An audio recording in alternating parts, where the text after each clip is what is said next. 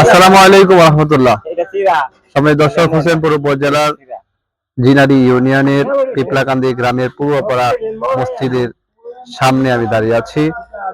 এই মসজিদটি প্রতিষ্ঠিত হয়েছে 2000 সনের আগে।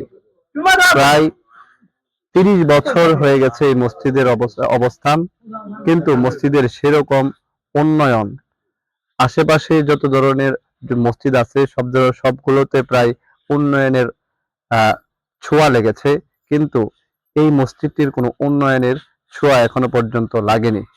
পাশেই একটি পিপলাকান্দি উচ্চ বিদ্যালয়, নামকরা উচ্চ বিদ্যালয় আছে, আবার পাশে একটি বড় মাদ্রাসা আছে। এই স্কুলের শিক্ষক শিক্ষার্থী এবং এই এলাকাবাসী সবাই মসজিদে নামাজ পড়েন, এবং পাশে একটি কিন্ডার গার্ডেন আছে, সবাই এখানে নামাজ পড়ে। কিন্তু মসজিদের বেহাল অবস্থা থাকার কারণে অনেকেই দূর দূরান্ত থেকে এসে নামাজ পড়তে তাদের অনেক রকম এই মসজিদের অবস্থা দেখে তাদেরই কষ্ট হয়। আমরা যে পরিস্থিতি আজকে দেখতে পাচ্ছি, উপরে যে টিনের চালের কথা যদি বলি, এখানে প্রতিনিয়ত বৃষ্টি হলে পানি পড়ে এবং চাল একেবারেই জং ধরে গিয়েছে। আমরা দেখছি কিছুদিন হয়তো থাকতে পারে, তারপরে নষ্ট হয়ে যাবে এই অবস্থা। এলাকাবাসী সবাই চাচ্ছে যাতে করে এই মসজিদের উন্নয়ন হয়, এবং কোনো সহৃদয়বান ব্যক্তি যদি থাকেন অথবা কোনো সংস্থার দ্বারা এই মসজিদের কাজগুলো করে দিতে পারেন, এলাকাবাসী সহ সবাই উপকৃত হবে। আমরা ভালো চাইতেছি, মসজিদটা উন্নয়ন করতে চাচ্ছেন?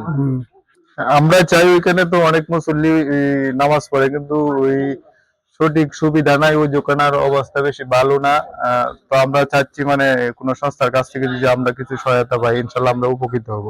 আপনারা তো কোনো হৃদয়বান থেকে থাকেন, আল্লাহর গড়, এই আল্লাহর গড়কে সহযোগিতা করার, তাহলে আমরা এই পাড়ার লোক এবং গ্রামের লোক আমরা প্রতি আমরা কৃতজ্ঞ থাকবো।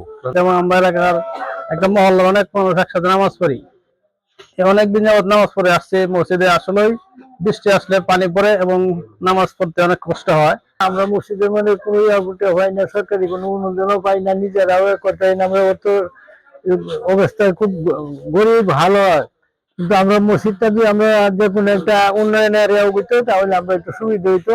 না গেলে পানি হরে, আমরা মসজিদে কষ্ট হয়, ওজোহানা নাই, আমরা গরিব এলাকা। আল্লাহর কাম, এটা তো আল্লাহর কাম, মসজিদ আছে অনেক সব হইব। আর আমি দয়া করুন দিতে, কারণ আমরা মসজিদটা কিছু উন্নয়ন আমরা সব হইব। সব মসজিদে চলার চিন্তা হয়, আমরা মসজিদে ইনশাল্লাহ এই মসজিদটা আমরা খুব বিরত ভাবে করছিলাম, অন্য আমরা পয়সা লেগে আগাইতে পারছি না।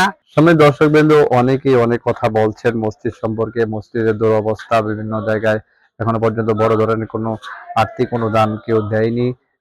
সেই কথাগুলো বলছিলেন তারা।